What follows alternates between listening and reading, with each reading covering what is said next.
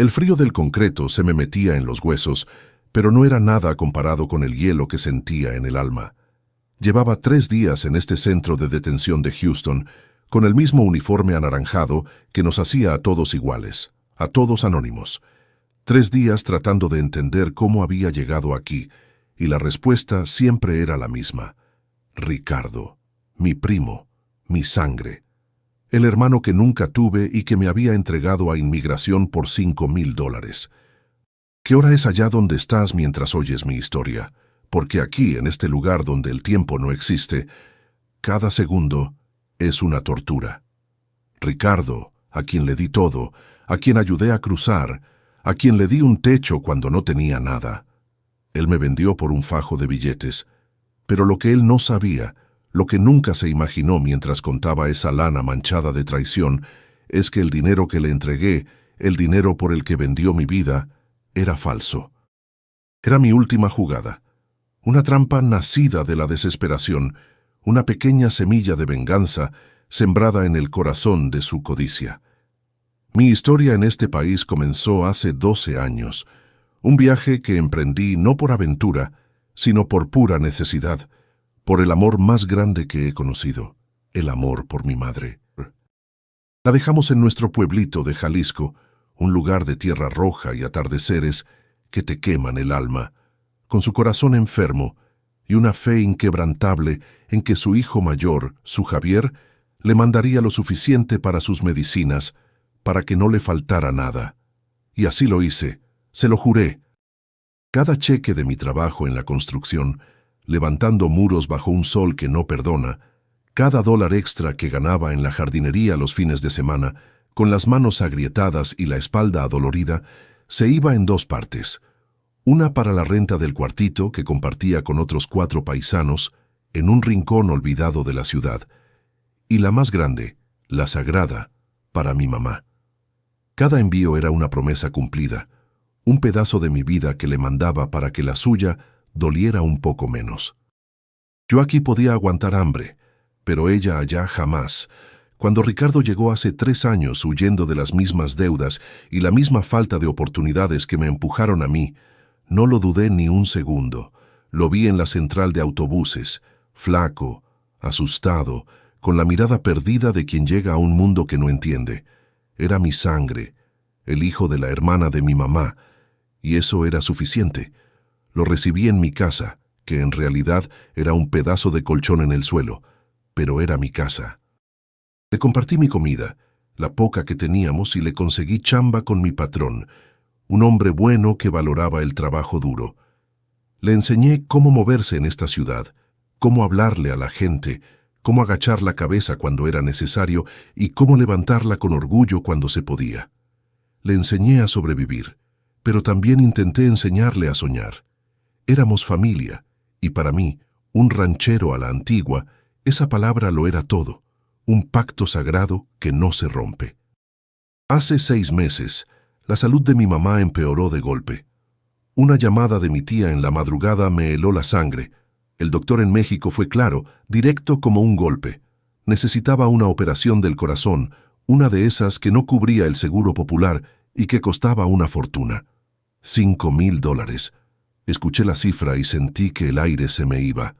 $5,000 era un universo de distancia, un muro gigante frente a mí.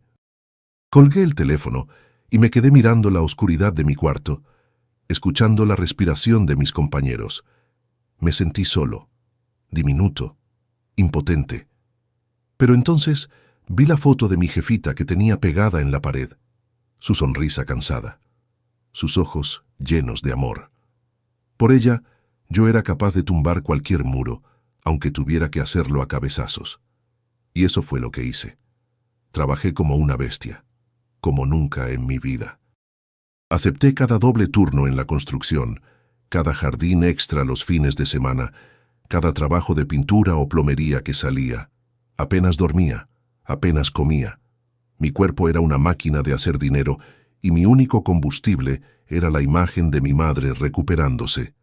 Ricardo veía mi sacrificio, me daba palmadas en la espalda, me decía que me admiraba, que era un ejemplo de hijo, Sus palabras eran un bálsamo en medio de mi agotamiento.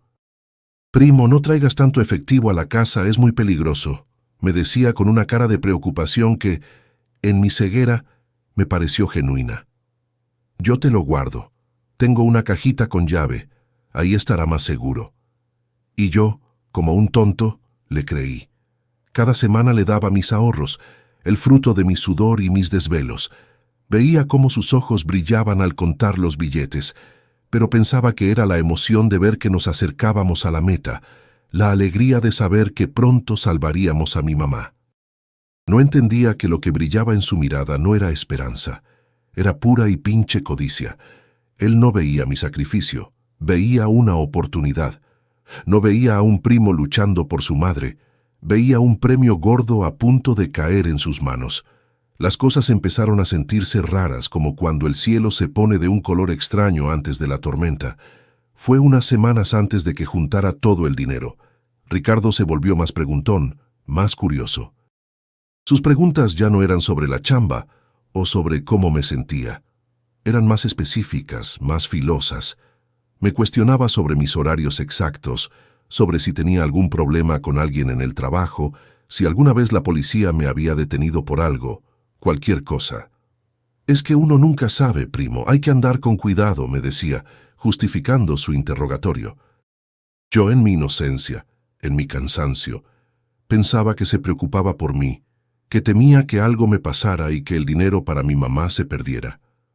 No se me cruzó por la cabeza que él no temía por mi seguridad, sino que estaba midiendo los riesgos de su propio plan, investigando a su presa antes de dar el zarpazo final, asegurándose de que yo era un blanco fácil, sin conexiones, sin nadie que metiera las manos al fuego por mí. Una noche, mientras veíamos las noticias en la pequeña tele de la sala, pasaron un reportaje sobre la Operación Aurora, el nuevo y agresivo programa de deportaciones masivas que había puesto a temblar a toda la comunidad. Hablaban de tecnología de punta para rastrear indocumentados y, lo que más me heló la sangre, de recompensas jugosas para los ciudadanos que denunciaran a inmigrantes. Ricardo, que estaba a mi lado en el sillón, hizo un comentario que se me clavó en la mente como una astilla. «No manches, primo, $5,000 por echar de cabeza a alguien. Con eso se arregla la vida cualquiera, ¿no?». Soltó una risita nerviosa, pero sus ojos no se rieron. Se quedaron fijos en la pantalla, con un brillo calculador que nunca le había visto. Fue una punzada, una pequeña alarma que sonó en el fondo de mi cabeza y que, por más que intenté, no pude ignorar. Era la misma cantidad. $5,000. La vida de mi madre, el precio de mi cabeza. Esa noche no dormí. Daba vueltas en mi colchón, la frase de Ricardo rebotando en mi cabeza una y otra vez. Era una coincidencia, me decía, una estúpida y cruel coincidencia, pero la duda, una vez que se siembra, crece como la mala hierba en la oscuridad. Cerca de las 3 de la mañana, mientras él roncaba en la otra cama, no aguanté más. Algo me llevó a su teléfono, que había dejado cargando en la cocina. Me sentí como la peor persona del mundo, un traidor hurgando en la privacidad de su propia sangre. Pero la necesidad de saber, de confirmar o desmentir esa horrible sospecha, era más fuerte que mi vergüenza. Con el corazón en la garganta, revisé su historial de búsqueda en Internet, y ahí estaba, en letras frías y digitales. ¿Cómo denunciar a un inmigrante anónimamente? Recompensas de ICE en Texas. ¿Qué pasa si denuncio a un familiar indocumentado? ¿Cuánto tarda ICE en actuar después de una denuncia? El mundo se me vino encima. Me senté en el suelo de la cocina con el teléfono en la mano, sintiendo un frío que no tenía nada que ver con la hora. No era una coincidencia. Ricardo, mi primo, el hermano que yo había elegido, estaba planeando venderme. El dolor que sentí en ese momento fue físico, como si me hubieran arrancado algo de adentro con las manos. Quise vomitar. Quise levantarme, entrar al cuarto, sacudir a Ricardo hasta despertarlo y estamparle el teléfono en la cara. Quería gritarle, preguntarle cómo podía ser tan miserable, tan malagradecido. Quería romperle los huesos, hacerle sentir una fracción del dolor que él me estaba causando. La rabia era un animal vivo en mi pecho, arañando, queriendo salir. Lo imaginé todo con una claridad aterradora, el sonido de mis puños contra su carne, su cara de sorpresa convirtiéndose en miedo, la satisfacción salvaje de la venganza. Pero entonces, la imagen de mi madre apareció en mi mente. Su rostro frágil, su vida dependiendo de esos $5,000 que yo tenía que juntar. La violencia no me llevaría a nada. Una pelea solo me pondría en la cárcel o peor, en un avión de regreso a México con las manos vacías. Y eso era seguramente parte de su plan. En medio de esa furia que me consumía, una frialdad que no sabía que poseía comenzó a extenderse por mis venas. Una lucidez helada. Si él podía ser un depredador, calculando cada movimiento para su propio beneficio, yo podía ser un cazador. Tenía que ser más inteligente, más paciente. Enfrentarlo directamente sería un error estúpido, una explosión de coraje que solo le daría la victoria. Él se haría la víctima, diría que yo lo ataqué por loco y su denuncia anónima tendría aún más peso. No. Tenía que jugar su mismo juego, pero con mis propias reglas. Su arma era la traición anónima, la puñalada por la espalda. Mi arma tenía que ser su propia codicia. Iba a darle exactamente lo que quería, pero de una manera que lo destruiría. La idea nació en esa cocina oscura, una idea terrible, peligrosa, pero era la única que tenía. Iba a construirle una trampa con el mismo cebo que él usaba para atraparme a mí. El dinero. Recordé las conversaciones en voz baja en la obra, las historias que contaban los más viejos sobre cómo sobrevivir en este país cuando el sistema te da la espalda. Hablaban de todo, de coyotes, de abogados tranzas y sí, también de dinero falso. Billetes de una calidad impresionante que circulaban en ciertos círculos, usados para engañar a estafadores o para salir de apuros desesperados. Siempre me había parecido un mundo ajeno, un mundo de criminales en el que yo, un simple trabajador, nunca tendría que entrar. Pero Ricardo me había empujado a ese mundo. Su traición había borrado las líneas que yo mismo me había dibujado. Si la ley no iba a protegerme, si mi propia sangre estaba dispuesta a venderme, entonces yo tenía que buscar mis propias herramientas de justicia.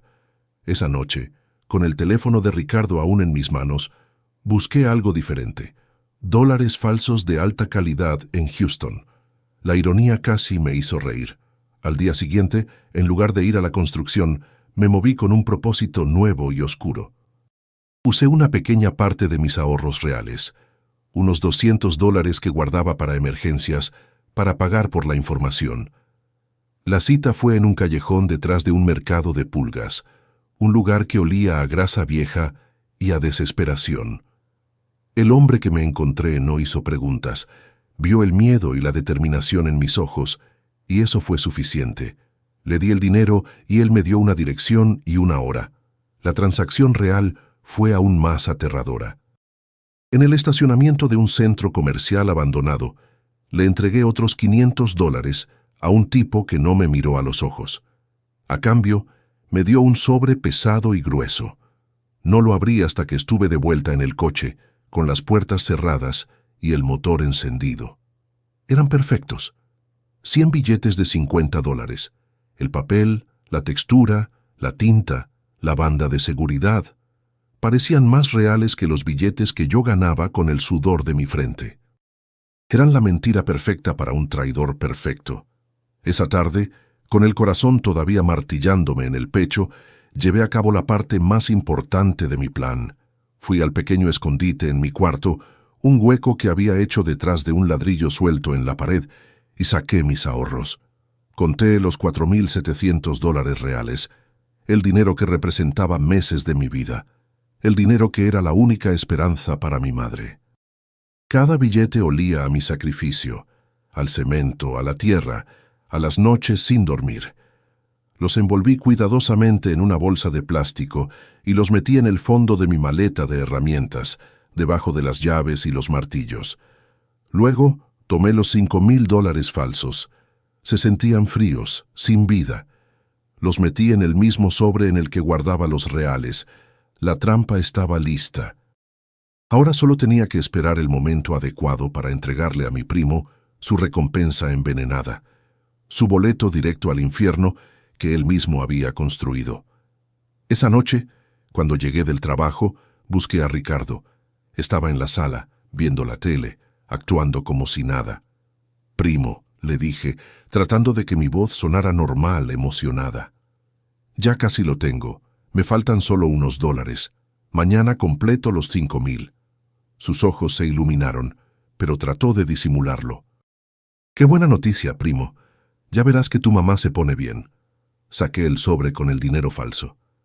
«Quiero que me los guardes tú», le dije, mirándolo fijamente a los ojos. «Confío más en ti que en el banco. Aquí está casi todo». Se lo entregué. Sentí sus manos temblar un poco cuando tomaron el sobre, sus dedos rozando los míos. Fue un contacto eléctrico, un momento congelado en el tiempo. La sonrisa de alivio y codicia en su rostro fue la confirmación final de su miseria. Me abrazó, un abrazo falso, vacío. «Claro que sí, primo, yo te los cuido, eres mi hermano». Sentir sus brazos alrededor de mí, sabiendo que planeaba destruirme, fue la prueba más dura. Pero aguanté. Jugué mi papel hasta el final. Después de que le di el dinero, el comportamiento de Ricardo cambió. La falsa preocupación desapareció, reemplazada por una especie de euforia mal disimulada. Se volvió más relajado, casi arrogante. Empezó a hacer planes en voz alta, planes que no me incluían. Hablaba de conseguir un coche mejor, de mudarse a un apartamento para él solo. «Ya es hora de que tenga mis propias cosas, ¿no crees, primo?», me decía. «Uno tiene que buscar su futuro». Cada palabra era una confirmación. Él ya me veía fuera de la ecuación. En su mente, yo ya era un fantasma, un problema a punto de ser resuelto por una simple llamada telefónica. Él ya estaba gastando el dinero de mi cabeza, el dinero manchado de sangre que creía tener seguro en su poder. Escucharlo era como beber veneno, pero necesitaba aguantar. Necesitaba que se sintiera completamente seguro, que bajara la guardia, que caminara con confianza directo hacia el precipicio que yo le había preparado. Los siguientes días fueron una tortura psicológica. Vivía sabiendo que la tormenta era inminente. Cada vez que sonaba un coche afuera, cada vez que alguien tocaba la puerta, mi cuerpo se tensaba. Iba a trabajar como un autómata, moviéndome entre mis compañeros, riendo de sus chistes, pero sintiéndome a 1.000.000 de kilómetros de distancia. Era un muerto en vida, esperando mi propia ejecución. No podía decirle a nadie. Mis compañeros de casa no entenderían, solo se asustarían. Estaba completamente solo en esto, atrapado en una pesadilla silenciosa. Empecé a preparar una pequeña mochila con mis documentos importantes, la foto de mi madre y el poco dinero real que me quedaba. La escondí debajo de mi cama. Era lo único que me llevaría cuando vinieran por mí. Miraba a Ricardo y solo veía a un monstruo. Y esperaba. Esperaba que su codicia fuera más rápida que la burocracia de inmigración.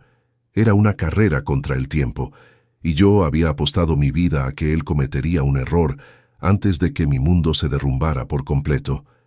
3 días.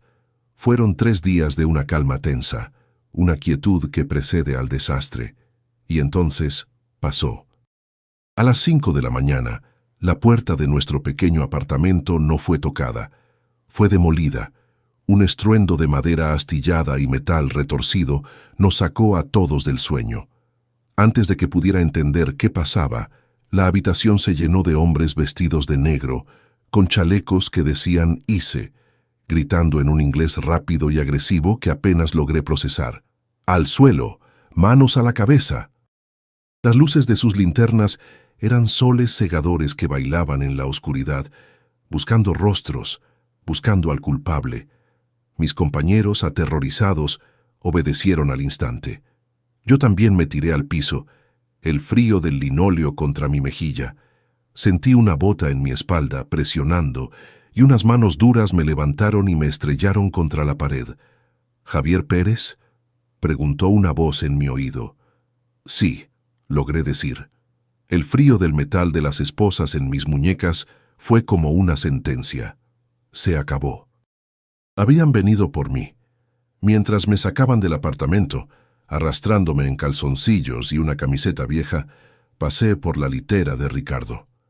Él estaba sentado, fingiendo estar tan asustado como los demás, con los ojos muy abiertos y temblando de manera casi teatral.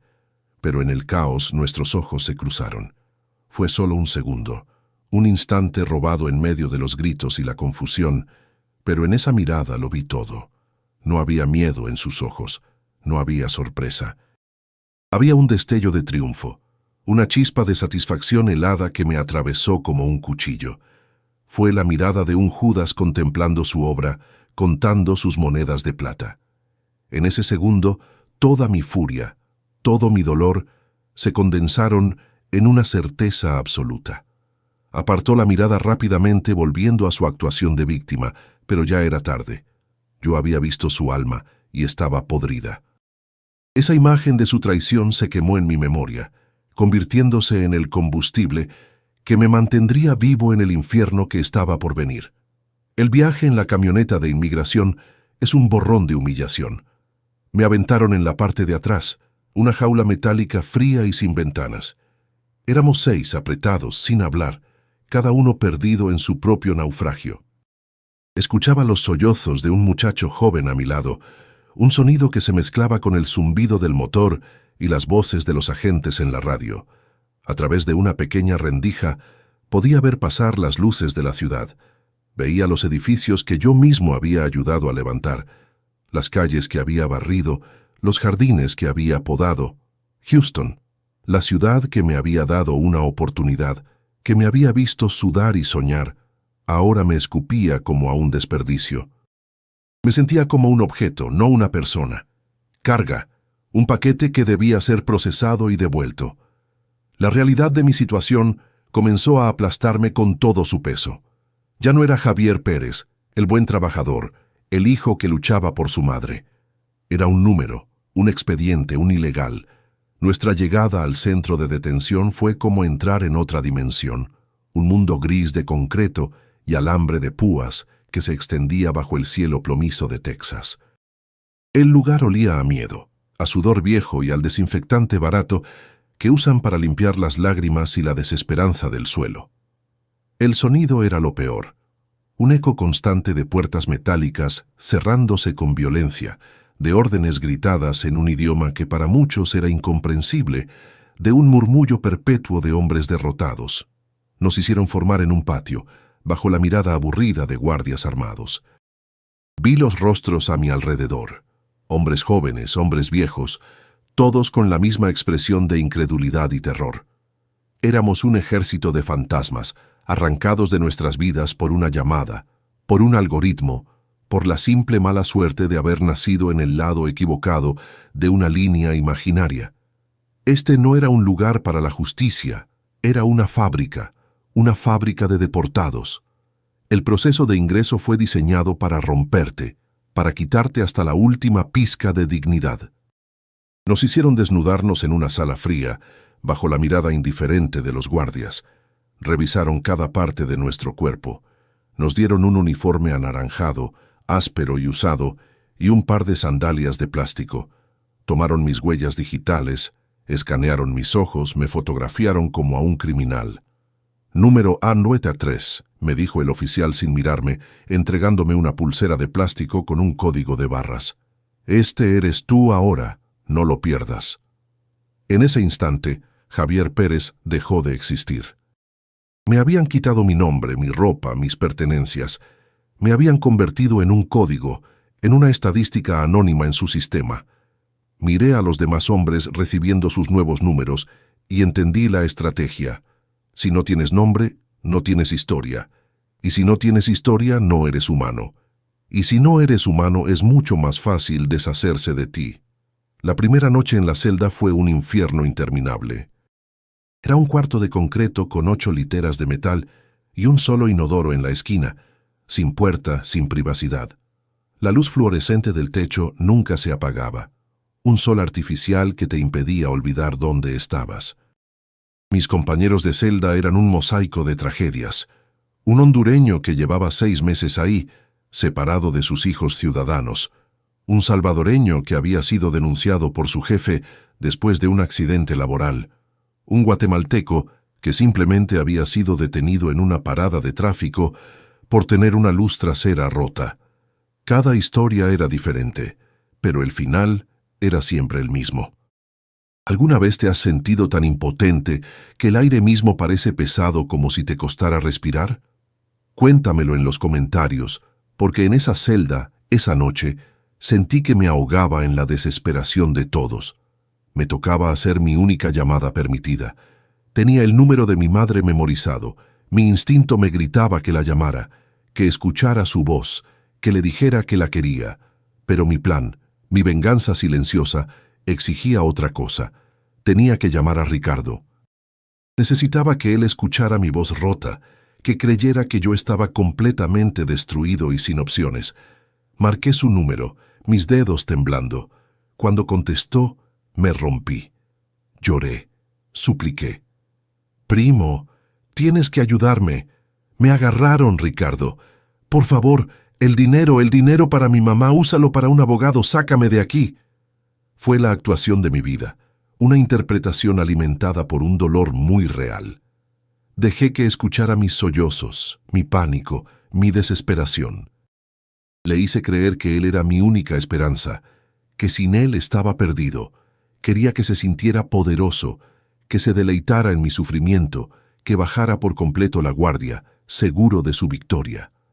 La respuesta de Ricardo fue una obra maestra de la crueldad, envuelta en falsa compasión. «Cálmate, primo, cálmate», me dijo con una voz que pretendía ser tranquilizadora, pero que tenía un filo de acero. «Lo siento mucho, de verdad. No sé cómo pasó». Escucharlo mentir tan descaradamente, sabiendo que él era la causa de todo, me revolvió el estómago. «Pero el dinero», continuó, y pude casi escuchar la sonrisa en su voz. «Ese dinero ya lo mandé, primo. Era urgente, para la operación de tu mamá. No podía esperar, lo mandé ayer mismo». La mentira era tan perfecta, tan calculada, que en lugar de hundirme, me llenó de una rabia tan pura y fría que silenció todas mis otras emociones. «No te preocupes por la lana, tú cuídate mucho». «Veré qué puedo hacer», añadió antes de colgar. Me dejó ahí con el pitido del teléfono en el oído, en medio de ese infierno, habiéndome confirmado que no tenía ni una onza de remordimiento. Y en ese momento lo supe. Ya no luchaba solo por mi libertad, luchaba por hacerlo pagar. Colgar ese teléfono fue como despertar de un largo sueño. La tristeza se evaporó, el miedo se disolvió y en su lugar quedó una claridad tan afilada como un trozo de vidrio. Estaba solo, completamente solo. Y eso, en lugar de quebrarme, me liberó. Ya no tenía que esperar la piedad de nadie. Ya no tenía que aferrarme a la falsa esperanza de que la sangre o la amistad significaban algo. En este juego, las únicas reglas que importaban eran las de la supervivencia. Ricardo me había subestimado. Vio en mí al primo del rancho, al trabajador ingenuo que agachaba la cabeza y daba las gracias. No vio al hombre que había sobrevivido al desierto, al hambre, a la soledad. No vio al hijo que estaba dispuesto a mover el cielo y la tierra por su madre. Se equivocó, y su error iba a costarle muy, muy caro. Mi trampa estaba puesta. La carnada, ese fajo de papeles sin valor, ya estaba en sus manos. Ahora solo tenía que esperar a que el animal, cegado por su propia avaricia, mordiera el anzuelo. 2 días después, conocí a mi abogado de oficio. Se llamaba David, un hombre joven, con ojeras que delataban largas noches de trabajo y un traje que había visto mejores días.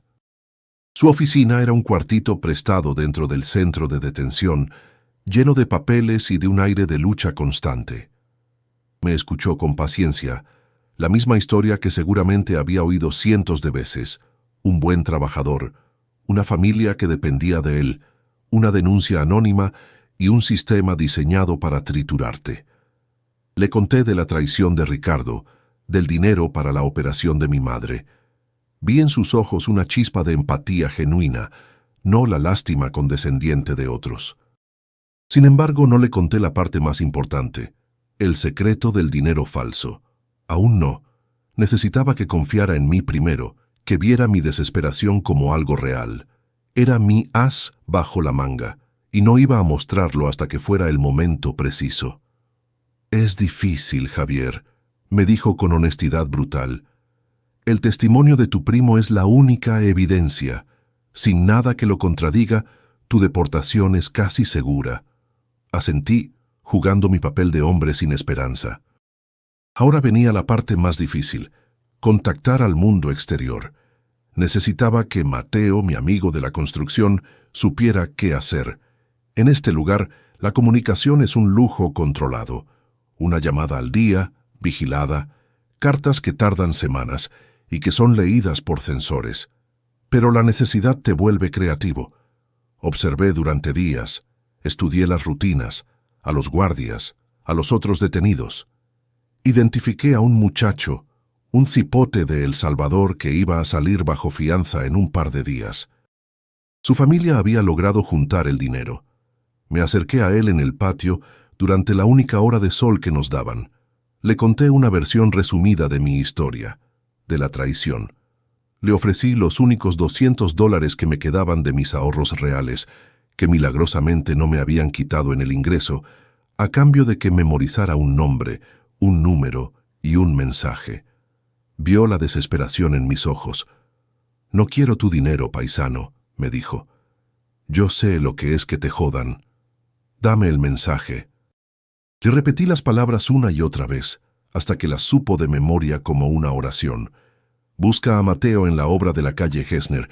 Dile que Javier está encerrado. Dile que vigile a mi primo Ricardo Pérez, que se cree millonario, que va a intentar comprar algo grande, una troca probablemente, con mucho efectivo. Cuando lo haga, que te avise de inmediato, que es de vida o muerte». El muchacho, cuyo nombre nunca supe, asintió con una seriedad que superaba sus pocos años. «De vida o muerte». Entendido. 2 días después lo vi salir. Se giró antes de cruzar la última puerta y me hizo un leve gesto con la cabeza. Mi mensaje, mi única esperanza, ahora viajaba en la memoria de un desconocido. Había lanzado mi botella al mar. Ahora solo podía rezar para que llegara a la orilla correcta y no se perdiera en el océano de la indiferencia. La espera después de eso fue la peor de las torturas. Cada día era una copia del anterior, una rutina gris diseñada para aniquilar el espíritu. Mi fecha de deportación se acercaba como una locomotora. El juez ya había revisado mi caso de forma preliminar y sin fianza ni pruebas a mi favor, el resultado era inevitable. Tenía pesadillas en las que veía a Ricardo riéndose mientras contaba los billetes, comprando su camioneta nueva con el precio de mi libertad. Me despertaba sudando frío, con el corazón desbocado. Mis compañeros de celda intentaban darme ánimos, pero sus palabras sonaban huecas. Ellos también tenían sus propios demonios, sus propias fechas de deportación marcadas en el calendario. David, mi abogado, hacía lo que podía, presentando mociones que eran rechazadas casi al instante. Yo sabía que estaba jugando a un juego de alto riesgo. Si Ricardo no caía en la trampa a tiempo, si Mateo no recibía el mensaje, si el muchacho se olvidaba, todo estaría perdido. Una semana. Había pasado una semana desde que mi mensajero había sido liberado. La esperanza empezaba a desvanecerse, reemplazada por una resignación amarga. Y entonces, durante la llamada diaria a mi abogado, ocurrió. «Javier», dijo David, y había una urgencia en su voz que me puso en alerta. «Recibí una llamada de un hombre que dice llamarse Mateo. Me dio un mensaje para ti». Contuve la respiración. «Dice que tu primo anda en un lote de autos usados, La Curva, en la carretera 59, que está viendo una Ford Lobo colorada del año». El vendedor le dijo a Mateo que el tipo va a dar un enganche muy fuerte, todo en efectivo. «Javier, ¿qué significa esto?» El alivio fue tan intenso que casi me caigo. La botella había llegado a la orilla. El pez estaba a punto de morder el anzuelo. «David, escúcheme con mucha atención», le dije, mi mente corriendo a 1000 por hora. «No tengo tiempo de explicarlo todo, pero tiene que hacer algo por mí ahora mismo». Tenía que convencerlo de hacer algo que iba en contra de toda lógica legal, algo que sonaba a la fantasía de un hombre desesperado. Necesito que llame a la policía de Houston, a la división de fraudes y también al servicio secreto. Ellos se encargan de la falsificación, le dije hablando rápido. Dígales que tiene información confidencial de que un hombre llamado Ricardo Pérez está a punto de hacer una compra en ese lote de autos con una gran cantidad de dinero falso. Hubo un silencio al otro lado de la línea. Pude imaginar a David, frotándose los ojos cansados. Javier, eso es una acusación muy seria. ¿Estás seguro? Si es una denuncia falsa, podríamos meternos en problemas muy graves. No es mi palabra contra la suya, David. Le insistí, mi voz cargada con toda la convicción que pude reunir. Es su propia estupidez contra la ley. Confíe en mí. Es nuestra única oportunidad. Si no hacemos esto ahora, en una semana estaré en México y mi madre morirá. Por favor, no sé qué fue lo que lo convenció. Quizás la desesperación en mi voz, quizás el hecho de que no teníamos nada que perder, o quizás esa pequeña chispa de decencia que vi en sus ojos el primer día. Está bien, dijo finalmente, con un suspiro. Lo haré. Haré la llamada, pero, Javier, si esto sale mal... Lo sé, lo interrumpí. Lo sé. Colgué el teléfono. Mi destino ya no estaba en mis manos. Había movido mis piezas.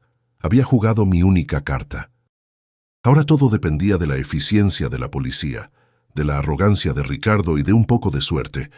Me senté en mi litera, rodeado por el ruido y la desesperanza de siempre, pero por dentro sentía una calma extraña. Había hecho todo lo que podía. El cazador había tendido su trampa. Ahora solo quedaba esperar a que la presa cayera. Esa tarde, la ansiedad era una bestia que me roía las entrañas. Me obligué a ir al comedor común, solo para no quedarme encerrado en la celda con mis pensamientos. La pequeña televisión colgada en la esquina, siempre sintonizada en un canal de noticias local, mostraba el clima, los deportes, la vida normal de una ciudad que para mí ya no existía. No le prestaba atención. Mi mente estaba en un lote de autos en la carretera 59, imaginando 1000 escenarios diferentes. Y entonces, la programación fue interrumpida. Un cintillo rojo de noticias de última hora apareció en la pantalla. Operativo policial en un lote de autos usados en el suroeste de Houston. Mi corazón dio un vuelco. Las imágenes eran en vivo, desde un helicóptero. Vi el letrero parpadeante, inconfundible. La curva Auto Sales. Era ahí. Era ahora. Me levanté y me pegué a la pantalla, ignorando las quejas de los otros que querían ver su programa. La cámara en tierra mostró la escena. Patrullas rodeando el lugar, agentes corriendo, y en el centro de todo, un hombre siendo empujado bruscamente contra el capó de una camioneta Ford Lobo, roja, brillante, ostentosa. El rostro del hombre estaba pixelado, borroso por la política del canal, pero yo no necesitaba verle la cara. Reconocí su complexión, su ropa, la forma en que movía las manos con pánico. Era Ricardo, mi primo, mi Judas. Estaba siendo esposado sobre el mismo trofeo por el que había vendido mi alma. La ironía era tan perfecta, tan brutal, que se sentía como una escena escrita por el diablo. La imagen era un poema de justicia poética. El traidor atrapado en su propio monumento a la codicia, su sueño de poder y estatus, convirtiéndose en el escenario de su humillación pública, todo por un fajo de papeles que no valían nada. Subí el volumen de la tele, desesperado por escuchar los detalles por encima del murmullo del comedor. La voz de la reportera era nítida y profesional. El sospechoso, cuyo nombre no ha sido revelado, presuntamente intentó comprar un vehículo de lujo usando aproximadamente $5,000 en billetes falsos de alta calidad. Fuentes del servicio secreto nos informan que el individuo ya estaba siendo investigado por otras actividades ilícitas. Mi plan había funcionado. Pero la siguiente frase de la reportera fue la que me hizo entender que mi victoria era mucho más grande de lo que había imaginado. Además, Fuentes federales confirman que el detenido también está siendo investigado por proporcionar información falsa a las autoridades de inmigración en un intento por cobrar una recompensa monetaria. Lo había dicho. La conexión estaba hecha. No era solo un delincuente con dinero falso, era el soplón, el mentiroso que había iniciado mi calvario. Un silencio se apoderó de la mesa donde yo estaba. Mis compañeros de celda más cercanos, a quienes les había contado mi historia, me miraban con los ojos abiertos como platos. Vieron la noticia, vieron mi reacción y ataron los cabos. El hondureño, el que llevaba 6 meses encerrado, soltó una carcajada ronca, una risa que no era de alegría sino de asombro. «Lo jodiste, cabrón», me dijo, dándome una palmada en la espalda que casi me tira. «Lo jodiste bien». En ese momento, mi victoria dejó de ser solo mía. Se convirtió en un pequeño faro de esperanza en ese mar de desesperación. Fue la prueba de que, a veces, muy de vez en cuando, el sistema no solo falla, sino que se devora a sus propias ratas. Por un instante, en ese comedor gris, un grupo de hombres olvidados por el mundo celebró la caída de un traidor. Al día siguiente, cuando David vino a verme, su cara era la de un hombre que había visto un milagro. Ya no había cansancio en sus ojos, solo una energía eléctrica, una admiración que casi me hizo sentir incómodo. «Javier, no lo vas a creer», dijo, sentándose frente a mí en el cuartito de siempre. «Es mejor de lo que vimos en las noticias, mucho mejor». Me confirmó que Ricardo había sido arrestado por un delito federal grave, posesión y uso de dinero falsificado. Se enfrenta a una condena seria, Javier, años en una prisión federal, no en un centro de detención como este. Mi plan no solo lo había expuesto, lo había aniquilado. Había cambiado su destino de un ciudadano que cobra una recompensa a un criminal federal a punto de perder su libertad por mucho tiempo. La justicia no había sido ciega, había sido quirúrgica. David se inclinó sobre la mesa, su voz bajó a un susurro emocionado. Lo mejor de todo, Javier, es que se derrumbó. En el interrogatorio, enfrentando una posible condena de 15 años, cantó como un pajarito. Confesó absolutamente todo. Ricardo, en un intento desesperado por conseguir un trato, por reducir su sentencia, les contó a los federales la historia completa. Les dijo que el dinero falso no era suyo, que se lo había dado su primo, y cuando le preguntaron por qué su primo le daría $5,000, cometió su último y fatal error. Admitió que era el pago por su silencio, por haberlo denunciado a inmigración para cobrar la recompensa de ICE y al mismo tiempo quedarse con el dinero que yo había ahorrado para mi madre. En su intento de salvarse, se puso la soga al cuello. Su confesión quedó grabada, firmada y sellada. ¿Entiendes lo que esto significa?, me preguntó David, aunque ya veía la respuesta en mi rostro. Significa que la única persona que testificó en tu contra, la única evidencia que ICE tenía para deportarte, ha confesado bajo juramento que cometió perjurio, ha admitido que te tendió una trampa, que mintió a las autoridades federales por dinero.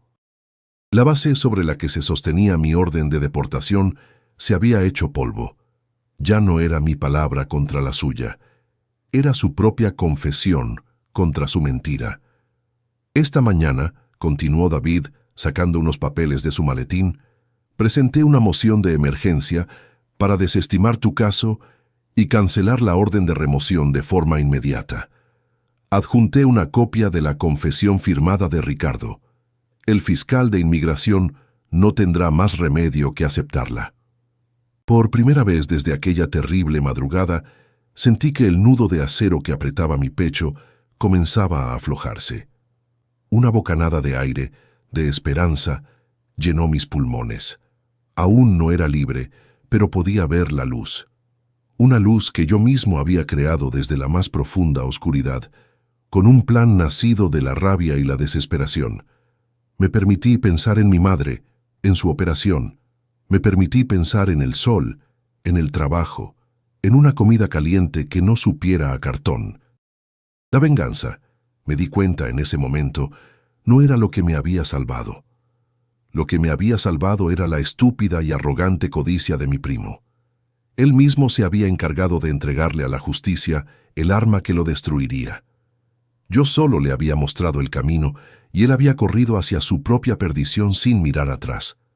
La noticia del derrumbe de Ricardo corrió como un reguero de pólvora dentro del centro de detención.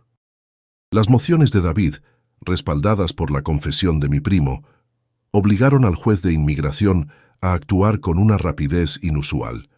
Unas semanas después, que se sintieron como una eternidad, volví a pararme frente al mismo juez. Esta vez, sin embargo, no había un fiscal acusándome.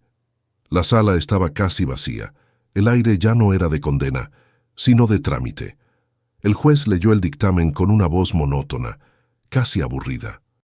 En vista de la evidencia presentada, que demuestra que la denuncia inicial en el caso A913 fue producto de un acto criminal de perjurio y mala fe, este tribunal desestima todos los cargos y cancela de forma inmediata la orden de remoción en contra del señor Javier Pérez.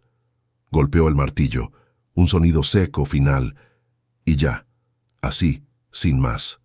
20 años de mi vida pendiendo de un hilo y todo terminaba con un golpe de madera. No hubo disculpas, no hubo reconocimiento del infierno que había vivido. Solo la fría maquinaria de la ley, corrigiendo uno de sus incontables errores. Salí de ese centro de detención un mes después de haber entrado, no como un deportado que cruza la frontera con la cabeza gacha, sino por la puerta principal, como un hombre libre. El sol de Houston, ese mismo sol que me había visto sudar en los andamios, me cegó por un instante. Tuve que parpadear varias veces para acostumbrarme a la luz, a la inmensidad del cielo abierto, a la sensación del aire sin el olor a encierro. Mateo me esperaba recargado en su vieja camioneta. No dijo nada. Solo se acercó y me dio un abrazo fuerte, de hombre a hombre, un abrazo que me ancló de nuevo al mundo de los vivos. «Vámonos de aquí», fue lo único que dijo. Me llevó a un pequeño restaurante mexicano, de esos de barrio, y me pidió un plato de mole con arroz y frijoles. El primer bocado de comida real después de un mes de basofia fue una revelación. Cada sabor, cada textura, era un recordatorio de la vida que casi me arrebatan. Lloré en silencio mientras comía, lágrimas de alivio, de gratitud, de un cansancio tan profundo que me llegaba hasta el alma. Al día siguiente me reuní con David, ya no en el cuartito opresivo del centro de detención, sino en su modesta oficina en la ciudad. Me explicó que mi caso había abierto una puerta que yo ni siquiera sabía que existía. «Javier, no solo eres libre», me dijo, y había una sonrisa genuina en su rostro. «Eres la víctima de un crimen federal. Tu cooperación fue clave para la captura y confesión de Ricardo. Eso te hace elegible para una visa U, una protección especial del gobierno para víctimas de crímenes que ayudan a la justicia». Me explicó el proceso. Era largo, complicado, lleno de papeleo, pero era un camino. Un camino real hacia un estatus legal, hacia un permiso de trabajo, hacia la posibilidad de construir una vida sin tener que mirar constantemente por encima del hombro. La traición de Ricardo, el acto que debía destruirme, se había convertido, por una ironía del destino, en la llave que podría abrirme la puerta a la vida que siempre había soñado. Lo primero que hice, incluso antes de empezar los trámites de la visa, fue ir por mis ahorros. Mateo me llevó al lugar donde los había guardado. Estaban intactos. Los $5,000 que había sudado con sangre, sudor y lágrimas. Esa misma tarde fui a la agencia de envíos. El empleado me reconoció. «Javier, qué bueno verlo. Pensamos que se había ido». «Casi», le respondí con una media sonrisa. Llené el formulario, conté los billetes y envié la cantidad exacta para la operación de mi madre. La llamada que le hice después fue la más difícil y la más hermosa de mi vida. Le conté una versión editada de la historia, sin los detalles más oscuros de la traición de Ricardo. Le dije que había tenido un problema, pero que ya estaba resuelto, y que el dinero para su corazón ya iba en camino. Escucharla llorar de alivio al otro lado de la línea fue mi verdadera victoria. Ese sonido era más valioso que cualquier libertad, que cualquier venganza. Era el sonido de mi propósito cumplido. Nunca volví a saber de Ricardo directamente. Supe por las noticias que, gracias a su confesión total, había logrado un acuerdo. En lugar de 15 años, fue sentenciado a 7 en una prisión federal. Perdió todo por la codicia, por la envidia, por $5,000 que nunca fueron reales, que se deshicieron en sus manos como ceniza. A veces en las noches pienso en él, no con odio, ya no. El odio es un veneno que te consume a ti más que a nadie. Pienso en él con una especie de lástima amarga. Tenía un techo, un trabajo, una familia que lo había acogido. Lo tenía todo para empezar de nuevo, pero eligió el atajo, la traición. Su historia es un recordatorio oscuro de que la peor cárcel no es la de concreto y barrotes, sino la que uno construye dentro de su propia alma. Hoy, mi vida es completamente diferente. El proceso de la visa U fue largo, pero hace 6 meses recibí la aprobación. Tengo un permiso de trabajo, un número de seguro social válido. Conseguí un puesto como supervisor en una compañía de construcción, una que valora mi experiencia y mi historia.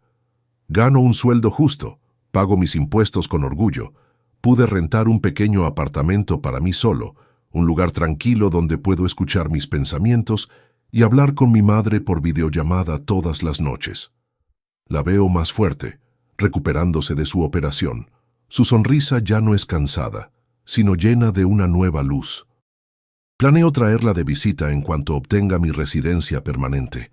La vida sigue siendo una lucha, pero es una lucha diferente. Es la lucha por progresar, no solo por sobrevivir. He aprendido que la sangre no te hace familia. La lealtad, sí. Mi familia ahora es Mateo, que arriesgó su tiempo para ayudarme sin pedir nada a cambio. Es David, el abogado que luchó por mí como si fuera su propio hermano. Es incluso aquel muchacho de El Salvador, un desconocido, que se convirtió en mi eslabón vital con el mundo exterior. La traición de Ricardo me quitó la inocencia. Me enseñó que la oscuridad puede anidar en los lugares más inesperados, pero también me mostró la luz. Me enseñó que la bondad y la solidaridad existen, que hay gente dispuesta a tenderte la mano cuando estás en el fondo del pozo. He aprendido a ser más cauteloso, sí, pero no he dejado que la amargura me envenene. Elijo creer en la bondad que vi, no en la traición que sufrí. No le deseo a nadie pasar por el infierno que yo viví. Pero si estás escuchando esto, si te sientes solo, traicionado, sin salida, quiero que sepas que siempre hay una salida. A veces no es la que esperas, a veces requiere tomar riesgos que te aterran, pero siempre hay un camino. La fuerza que necesitamos para enfrentar las peores tormentas no viene de afuera. Está dentro de nosotros, forjada en el sacrificio, en el amor por los nuestros, en la simple y terca voluntad de seguir adelante un día más. Si mi historia, la de un simple trabajador que casi lo pierde todo, te sirve de algo, entonces cada segundo de sufrimiento habrá valido la pena. Déjame en los comentarios desde qué ciudad o pueblo me estás escuchando, para que todos sepamos que en esta lucha no estamos solos.